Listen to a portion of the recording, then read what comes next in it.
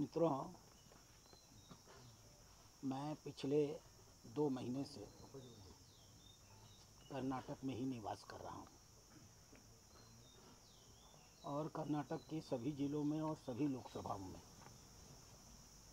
मैं प्रत्यक्ष रूप से स्वयं गया हूँ और बड़ी संख्या में कार्यकर्ताओं के साथ और नागरिकों के साथ समन्वय हुआ है।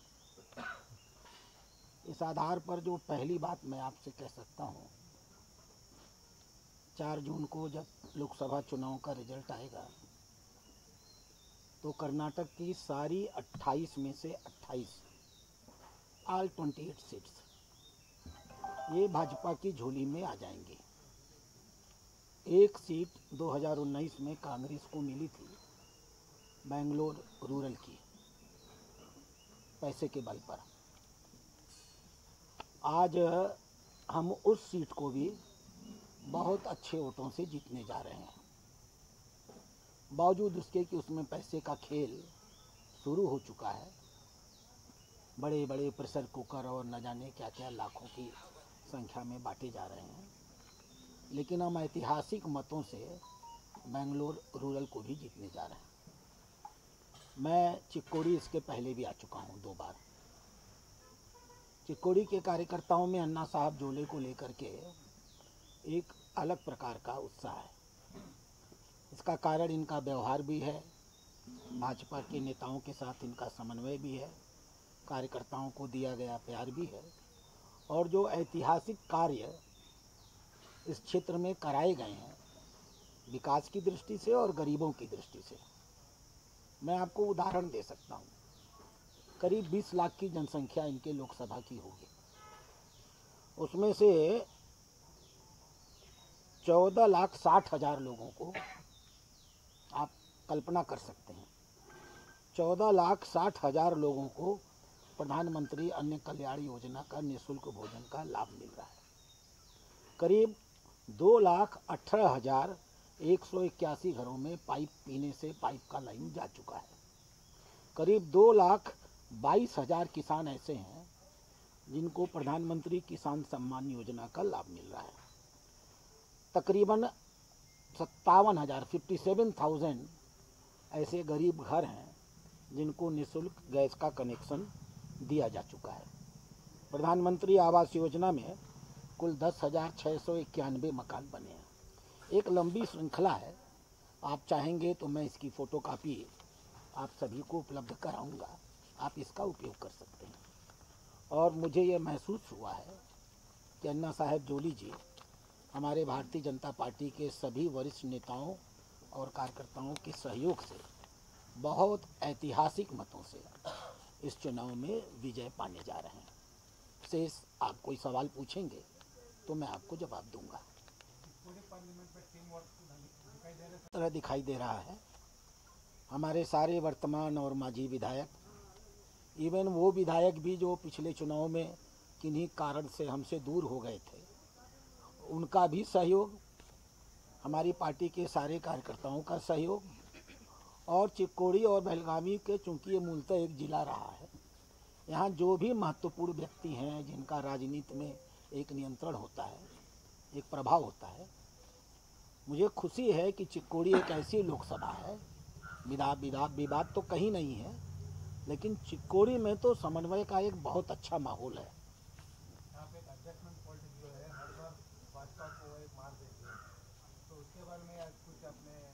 कोई ऐसी एडजस्टमेंट पॉलिटिक्स कहीं चलती है मैं तो नहीं जानता, मैं तो 2 महीने से यहाँ हूँ।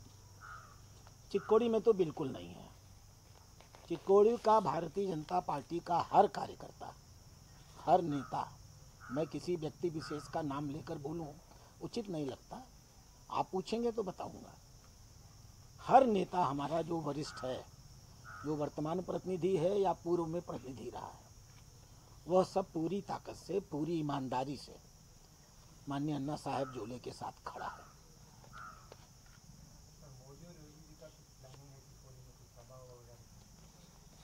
देखिए, मोदी जी तो कर्नाटक के नागरिकों के दिल में बसते हैं। मैं उत्तर प्रदेश से आता हूँ, मैं 4 बार उत्तर प्रदेश का विधायक रहा हूँ, 20 साल गोरखपुर से, योगी जी के क्षेत्र में। मैंने जो सीट छोड़ी थी, योगी जी वहीं से विधायक हैं, तो योगी जी का शिष्य तो पिछले 2 महीने से यहाँ काम कर रहा है।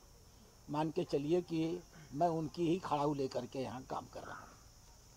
और मोदी जी तो यहाँ के हर कार्यकर्ता नागरिक के बीच में, चाहे वो किसी भी जात का हो, लिंगायत हो, कलिंगा हो, एसटी लेफ्ट हो, एससी राइट हो, लंबानी हो, बोवी हो, बैकवर्ड्स हो, सबका भ्रम टूटने वाला है। और पूरा कर्नाटक सारे जातीय भ्रमों को तोड़ता हुआ मोदी जी के साथ खड़ा होने वाला है।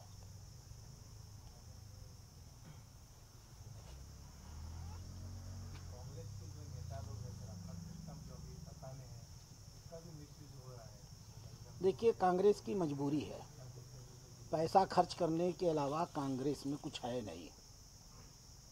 पैसे के बल पर वो कर्नाटक की राजनीति को जीतना चाहते हैं। और मैं आपको गारंटी देता हूँ, कर्नाटक के लोग पूरी तरह राष्ट्रवादी हैं, पूरी तरह सिद्धांतवादी हैं। हम असेंबली का चुनाव हारे थे, ये हम स्वीकार करते हैं, लेकिन इस पार्लियामेंट में कांग्रेस चाहे कितना भी पैसा फूंक दे, कितना भी पैसा फूंक दे, एक सीट भी कांग्रेस जीत नहीं पाएगी।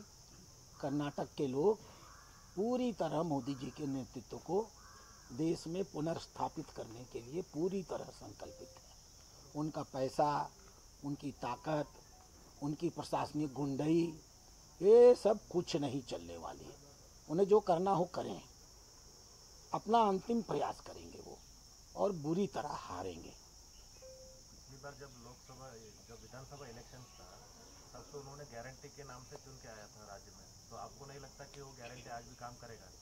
देखिए, मैंने आपसे कहा, महीने में गारंटी बंद कर दिया उन्होंने। मैंने आपसे कहा कि अभी फिलहाल अभी लोकसभा इलेक्शन चालू है, अभी 2-2 महीने 3-3 महीने का एडवांस गारंटी का पैसा अकाउंट में डाल रहे हो। मैंने आपसे कहा कि कर्नाटक के लोग बहुत बुद्धिमान हैं। कर्नाटक के लोग जानते हैं कि जब भाजपा की सरकार थी इसके पहले, तो केंद्र सरकार 10,000 किसान सम्मान निधि देती थी और हमारी भाजपा सरकार 4,000 देती थी। उन्होंने आते ही 4,000 किसान सम्मान निधि बंद कर दिया। रोते हैं कि पैसा नहीं मिलता, पैसा नहीं मिलता, और जो किसानों को मिल रहा था उसको उन्होंने बंद कर दिया। यहाँ के नागरिक मूर्ख नहीं है कि यहाँ के नागरिकों की एक जेब से वो पैसा निकाल रहे हैं जो उनका अधिकार था, और दूसरी ओर में वो भीख देने की कोशिश कर रहे हैं। कर्नाटक के नागरिक इस बात को जानते हैं कि सारी गारंटी अगर मिला भी ली जाए, जबकि ज़मीनी धरातल पे सच नहीं है, 10 महीने सरकार के हो गया और किसी भी नागरिक को इस गारंटी के 10 इंस्टॉलमेंट नहीं मिले हैं। किसी को 3 मिला है, किसी को 2 मिला है, किसी को 4 मिला है।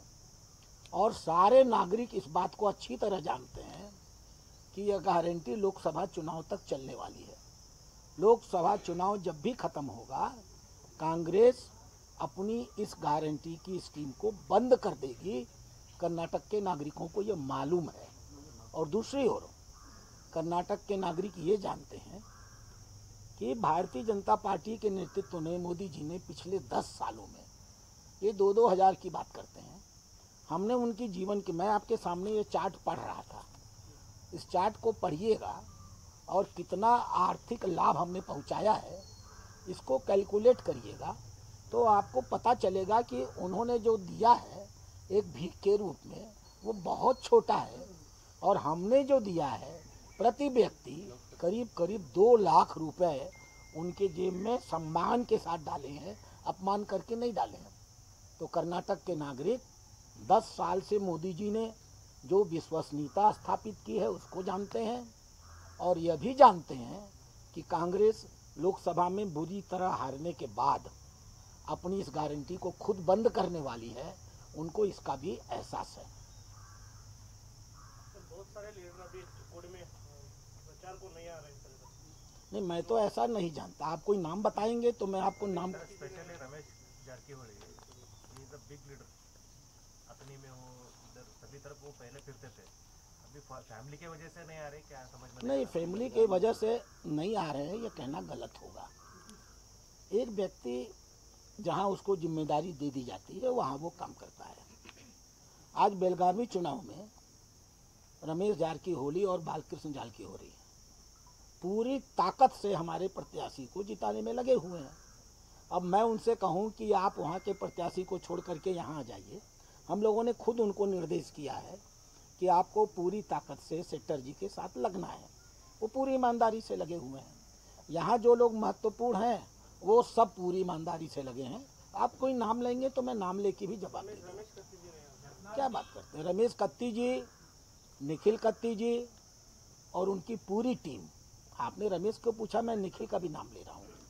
उनकी पूरी टीम इस चुनाव को पूरे ताकत से हम लोगों को विजय दिलाने के लिए लगी हुई है और पूरा प्रयास कर रही है। और भारतीय जनता पार्टी रमेश कत्ती और उनके परिवार का आभार प्रकट करती है कि उन्होंने हमारे सांसद प्रत्याशी को ऐतिहासिक मतों से जीत दिलाने का निर्णय लिया। अभी बेलगाम और चिकोड़ी में मिनिस्टर के बेटों को कांग्रेस टिकट मिला। बेलगांव चिकोड़ी नहीं, पूरे प्रदेश में हुआ क्या बताऊं आपको। पहले मल्लिकार्जुन खड़गे चुनाव लड़ने से भाग गए डर के मारे। उनको लड़ना चाहिए था, उन्होंने अपने दामाद को बेचारे को ढकेल दिया। कोई अपने लड़की के हस्बैंड को ऐसे कुआं में ढकेलता है, ये तो मैंने पहली बार देखा। सिद्धारमैया अपने लड़के को मैसूर से लड़ाने वाले थे, वो भाग लिए। इसके बाद इन लोगों ने सारे मंत्रियों पर दबाव बनाया कि तुम सब खुद लड़ो। कोई मंत्री चुनाव लड़ने के लिए तैयार नहीं हुआ, इसलिए उन मंत्रियों के लड़कों को उन्होंने लड़के लड़कियों को जबरन टिकट दे दिया। वास्तव में कांग्रेस की ओर से कांग्रेस पार्टी की बाल सेना, बच्चों की सेना चुनाव लड़ रही है, मैं ऐसा कह सकता हूं, इंक्लूडिंग चिक्कौड़ी आल्सो। ये बच्चे जिनका राजनीति से कोई विशेष संबंध नहीं था। हमारी इतनी सीजन्ड, इतने लंबे साल से जनता की सेवा कर रहे राजनेताओं के नज़दीक भी खड़े हो सकते हैं, मैं इसकी कोई संभावना नहीं देखता।